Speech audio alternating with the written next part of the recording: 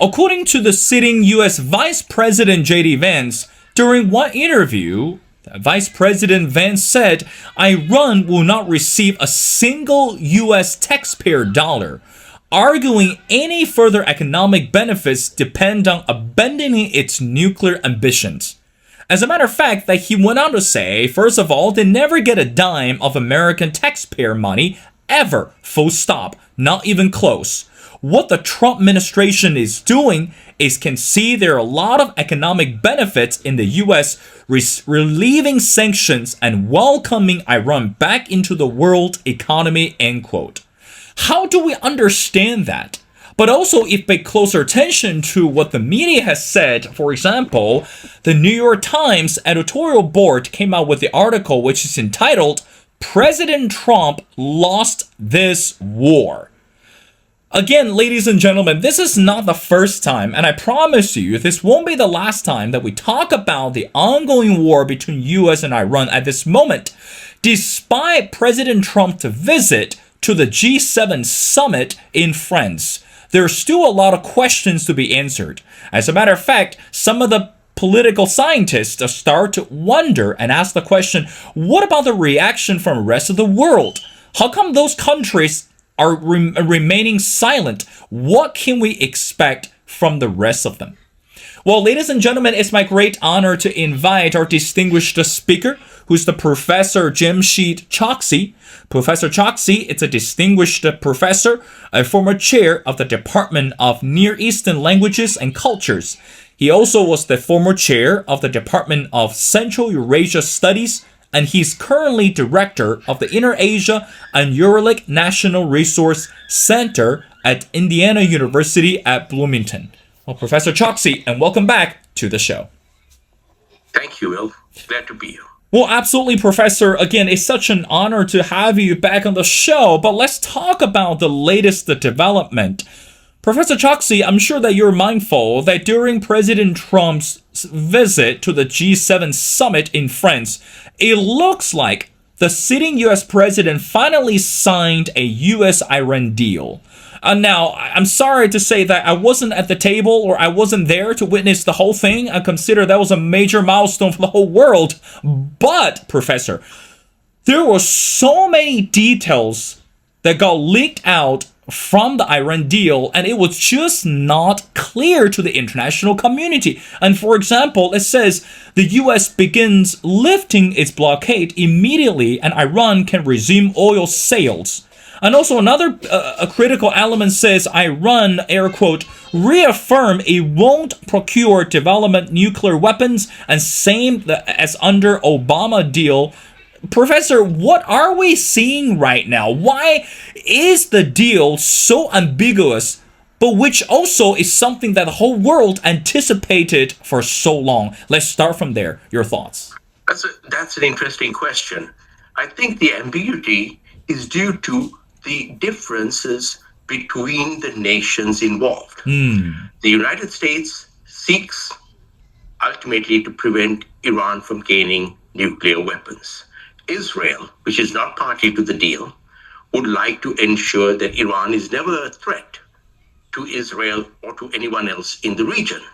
And Iran wants to not just resume its oil sales around the world, regain the money that has been embargoed around the world. Iran would like to be a regional power. So we see these differences. We should also point out that there are also differences within each of these countries' political elites. And in Iran in particular, as we all know, the new supreme leader has never been seen in public. There are no actual recordings of him saying anything about the deal. We receive word through third parties, politicians, relatives, etc., as to where the supreme leader of Iran stands on the deal. The deal is signed by the Iranian president and the speaker of the parliament.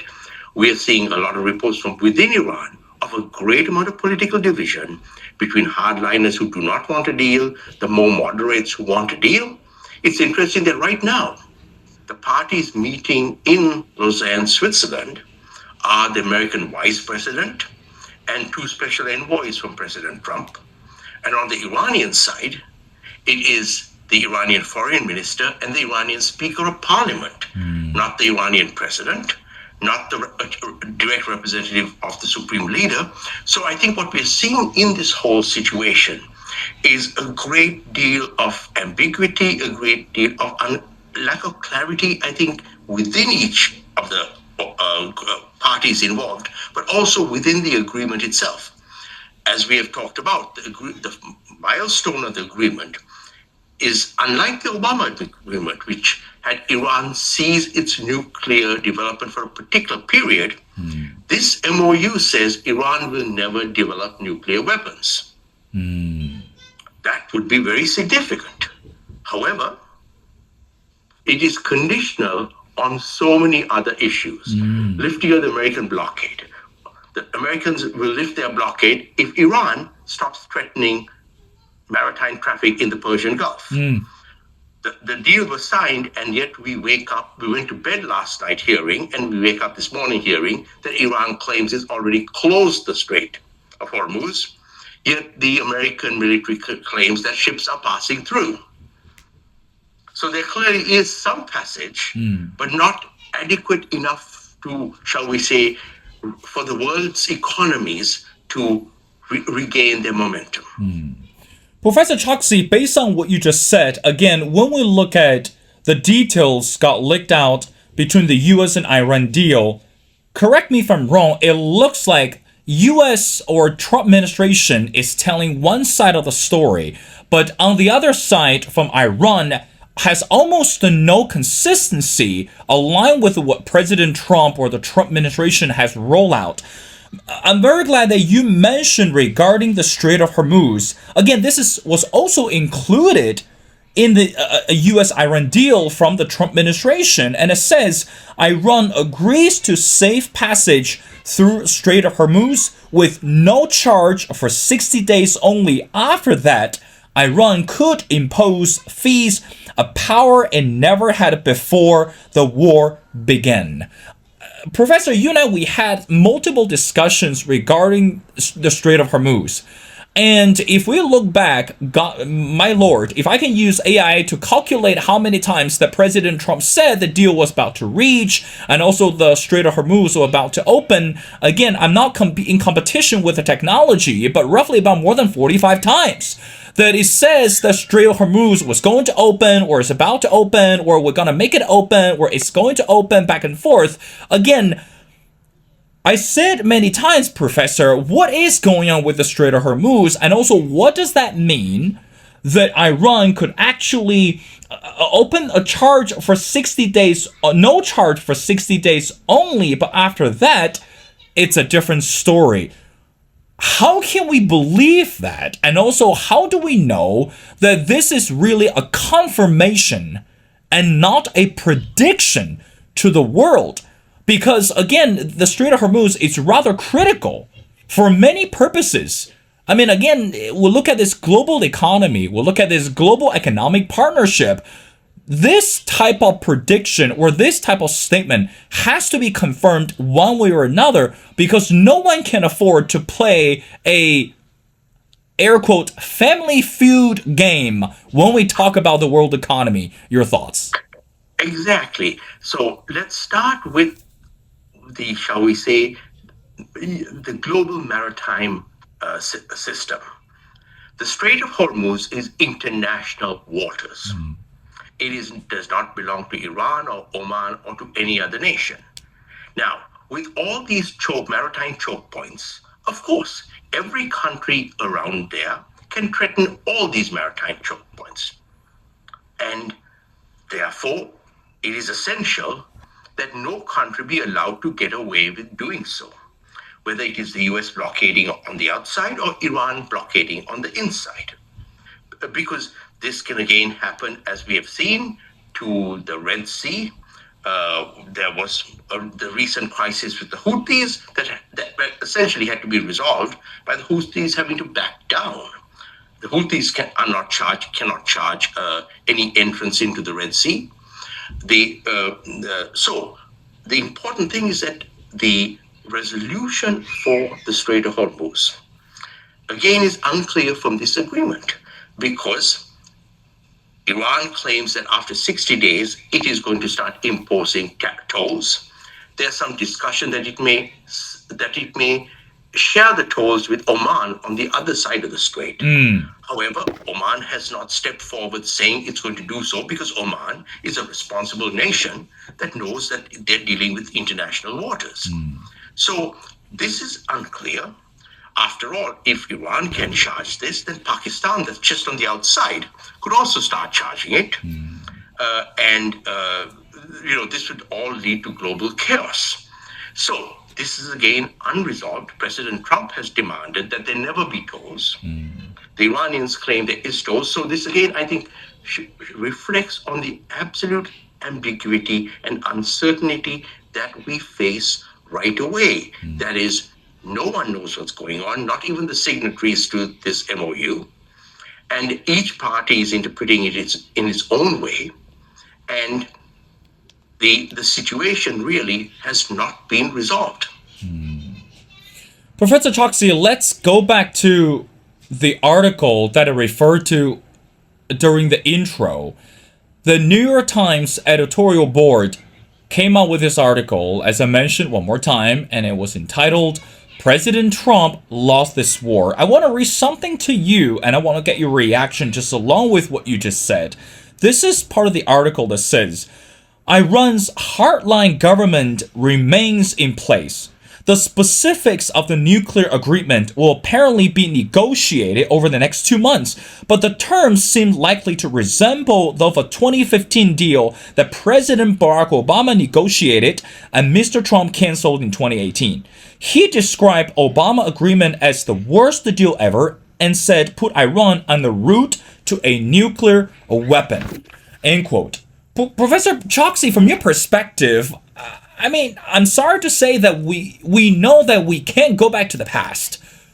This is beyond 2015. But why today, when we look at the nuclear deal, why today, when we look at the nuclear weapon development in Iran, we kept on going back to the Obama era? We know that Trump and Obama clearly are not aligned with the same political party. Of course, there can be many disagreements over the issues, but there has to be something that President Trump presented to be away from Obama deal or to be away from the era of Obama. So again, why bother? Why can't we move on? Why are we keep on going back to what happened in the past? Help us understand, Professor. I think you have raised a very important issue. Yes, there was an agreement. That agreement was cancelled by one of the parties. Now, that's not the first time in world history that such things have occurred. There, treaties and deals are reached between countries, they're abrogated, and often when they're abrogated, problems arise, as has arisen now. So yes, you are accurate that in some ways we need to be moving beyond the Obama agreement and saying, well, that was there, it no longer is there, and now we're looking for a new way forward. Now, the question is, will the current MOU and the negotiations occurring in Lausanne and then future negotiations, will those actually lead to a new way forward? The MOU does indeed speak about Iran never acquiring nuclear weapons. Now, in some ways, that has always been Iran's position. Iran has always claimed that it had no intent of acquiring nuclear weapons. And in fact, to this date, it does not have nuclear weapons. The problem is that it has always also all given the signs that it is developing nuclear weapons. So I think what's going to have to happen going forward is not just a statement from Iran that it is not developing nuclear weapons, not even an agreement, even if the agreement is ratified by the United Nations Security Council. Even then, and France has also made it very clear in the last few days that France will require proof that Iran is not developing a nuclear weapon. So there will have to be tangible proof, there will have to be monitoring, ongoing monitoring. That is one side of it. And yes, on the other side, Iran does need to be brought back into the global community. So it's those two positions that need to be resolved. Whether they will be resolved, we do not know. But while they are being resolved, I would say the world cannot just be held hostage by two warring parties when the issue, the real issue ultimately is the principle that no nation should be able to hold the world economy hostage or hold a choke point hostage. Professor Choksi, let's talk about another major part that you and I, we had discussion briefly. While we look at the war between US and Iran, and also we look at this economic struggle, especially for American voters, we shall anticipate some sort of reaction from the rest of the world. Like, for example, during the G7 summit, French President Emmanuel Macron praises President Trump's peace deal between the US and Iran, and also he made the statement, and I quote, "We are ready to take our fair share of the burden and to be part of the commitment of the international community. It's a very important step towards peace, but as well for the global economy," end quote. Professor Choksi, for Trump to attend the G7 summit, make no mistake, signified to the international community in many levels. But when we look at the role and also listen to the voices from the European allies, it doesn't look like President Trump has been very happy and pleased about the roles that they play. So I want to get to the next question to you, Professor, is how come we haven't really heard so much from some of the countries that who used to be very active in engaging with the global affairs? Is it because today we're seeing Trump's presence completely shake up the global disorder? Or perhaps the many countries to say we are not the enemy of Iran and we never would like to be on the enemy list of Iran. So it's better for us to step outside. Meanwhile, we're going to see how US is struggling inside. So in other words, it's better to be a bench player rather to be a player in the middle of the game. Your thoughts? Again, a very interesting question, Will. Let me phrase it in another way, perhaps. At what point does it become too costly to sit out of the game, to sit on the bench? What we are seeing here is it has been over 2 months since the Strait of Hormuz has blockaded. Now, the Americans on the outside, the Iranians are blockading it from the inside. Essentially, the whole world is being held hostage.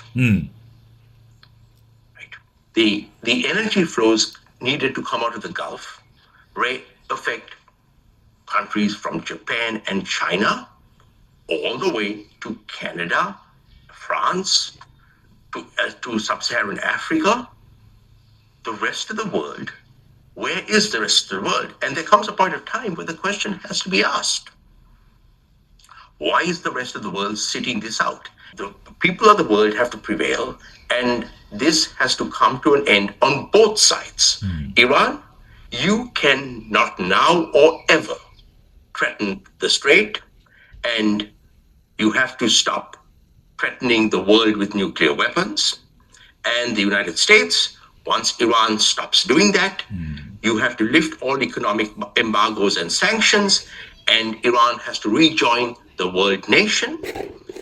The Iranian people are the losers because they are stuck with a hardline regime, but that then becomes their problem that they need to solve internally.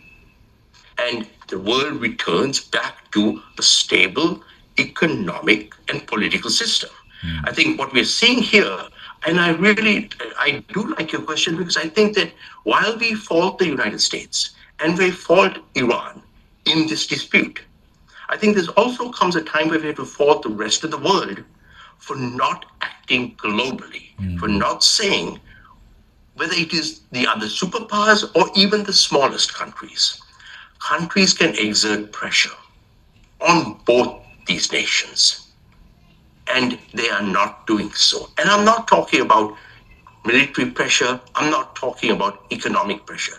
There is political pressure that can be placed at organizations like the United Nations through diplomatic channels. That is not occurring. And I think that is what a big question as to why the world is sitting it out.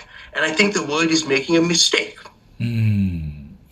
Professor Choksi, I have two more questions before letting you go. Now, some political scientists or the expert on Iran believe that the current regime's distinct brutality should have been the main reason for the US to think carefully and plan cautiously for any possible war.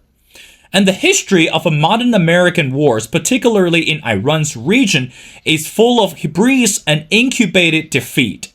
So from your perspective, again, Professor, we don't know whether this Iran deal will be well preserved by both parties. Again, as you mentioned, the delegates from the US and also from Iran are still in negotiation. And even though President Trump was not there, or someone who claimed to be the master of negotiation, or the master of making a deal, but in reality, we know how that goes. So the next question to you, Professor, is when the conversation takes place between Iran and America, how much should the American administration or the Trump administration consider the role of Benjamin Netanyahu, who's the current prime minister of Israel at this moment? Because again, at the beginning, a lot of people believe that was a setup of Benjamin Netanyahu for US to start the war with Iran. It wasn't Trump, it wasn't JD Vance, it was Benjamin Netanyahu. So from your perspective, should the name Benjamin Netanyahu be considered at the negotiation table, or perhaps this time, Trump administration or delegates can single that name out just only for the sake of the global peace? Your thoughts? This is another central issue of this problem. Namely, we are looking at allies, proxies. So Israel on the one side, the Houthis, Hezbollah, Hamas, the Popular Mobilization Fronts of Iraq, all these groups allied with Iran on the other. Now, Israel does receive substantial economic and military aid from the United States. However, Israel is a sovereign, independent country. Aid, military and other aid aside, there is no way the United States can dictate to Israel that Israel must act in a particular way. Israel has its own population. It has its own internal politics. It has its own geopolitics. Ultimately, Israel will act in its own interest. Likewise, Iran might financially and militarily support all these proxies and non-state and semi-state actors. However, ultimately, those groups are independent organizations. And some or all of them may very well not accept the terms of the deal. Or these groups, as we see between Hezbollah and Iran, will continue to clash whether the US and Israel like it or not. So we may have to reach a point where Iran realistically realizes that it cannot have a deal if it claims that everyone else in the region who are not signing the deal have to be part of it. Likewise, the United States may have to also realize that it too cannot get a deal if it demands that everyone else in the region, again, people who are not parties to the negotiations, have to follow the deal. So I think this is going to be a resolution in part between the United States and Iran. But when we look at things like the Strait of Hormuz, the Persian Gulf, it also is now going to require at some point an understanding by the regional powers and by regional non-state actors, but also by the global community, that if I may put it so simply, at a certain point, everyone has to behave because we all benefit from appropriate behavior. There are unwritten laws and norms of the international order. And those norms and benefit every single one of us, whether we are the leader of a country or the poorest of the poor in the country. Well, Professor Choksi, if I can borrow a popular musical, it's called High School Musical.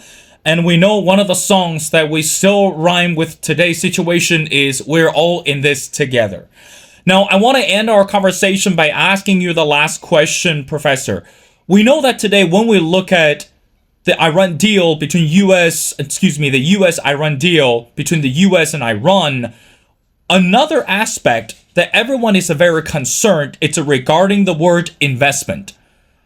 I know you're not a business person, and again, but from your perspective, how do you think that by seeing Trump signing the US-Iran deal in France can actually escalate the opportunities for the global investment? Because we know some of the countries, they have been holding back reluctantly, and they're not actively sharing the benefit, and they're not actively really playing the role of being the investors. So how do you think that this could be even a slight chance for those countries to reopen up the conversation of investment so that the global economy can be restored very soon? Your final thoughts. I think one way to look at this is to look at a recent statement by the Foreign Minister of Saudi Arabia. The Foreign Minister of Saudi Arabia pointed out that the Saudis were not going to be contributing, at least officially, to this $300 billion fund until confidence was built by Iran toward the rest of the world. In other words, yes, Iran needs massive economic development. And yes, countries and private investors would be delighted to move in. However, they need to have confidence. And confidence is not something that just turns on within a moment. And it is not confidence that can be given by the United States. Iran has to prove to private money and to global nations that are willing to go in that Iran is willing to be a stable nation. It has to resolve its internal political problems. It has to resolve its regional problems. And also, who would want to invest in Iran if you could wake up tomorrow morning and you find that Iran has decided once again to threaten the region? Your capital, even you as an individual investor, through stocks, bonds, etc., stand to lose. So, yes, the world is ready to welcome Iran back. But Iran also needs to build confidence and sustain the confidence. What I think we are seeing here, to Iran's detriment, and this is, we leave President Trump aside, we leave the US, we leave Benjamin Netanyahu, Israel aside. Iran, every other day, is saying the Gulf is open, the straits are open. Yes, you have to pay tolls. Maybe we'll suspend tolls. That cannot go on. I think Iran needs to take a longer picture. Yes, Iran can make some money through tolls, but the money it makes through the barrels of oil shipped and the cubic meters of natural gas shipped, that the money, even a couple of dollars of toll per barrel, per cubic meter, is insignificant compared to the amount of money that would flow into Iran. Stands to benefit because, yes, they have survived the war. They have remained in charge. They have held back the US. There is no regime change. And most of all, they have suppressed their own people. However, if the economic conditions in Iran continue to deteriorate, eventually the regime will not be able to hang on. So it is in the Iranian regime's own interest to build confidence with the rest of the world that indeed Iran will be a reasonable actor and that the world can invest in Iran. If not, the $300 billion will not come. Yes, JD Vance is correct. $300 billion is not financed by the United States. So it is the world, and the world won't provide it unless Iran also begins to behave. Well, again, Professor Choksi, so much to be discovered. And again, we still don't know whether the negotiation between both sides will go well. But again, the good news is at least we're seeing the delegates from both countries are able to sit down, able to work out some of the details. Well, ladies and gentlemen, such an honor to speak to Professor Jamshid Choksi. Again, Professor Choksi is the current director of the Inner Asia and Uralic National Resource Center at Indiana University at Bloomington. Well, Professor Choksi, thank you so much for your time. It's been a pleasure. Again, let's keep in touch, and we'd love to have you as we continue to discover, hopefully, the next positive phase of the U.S.-Iran deal. So thank you so much for doing this.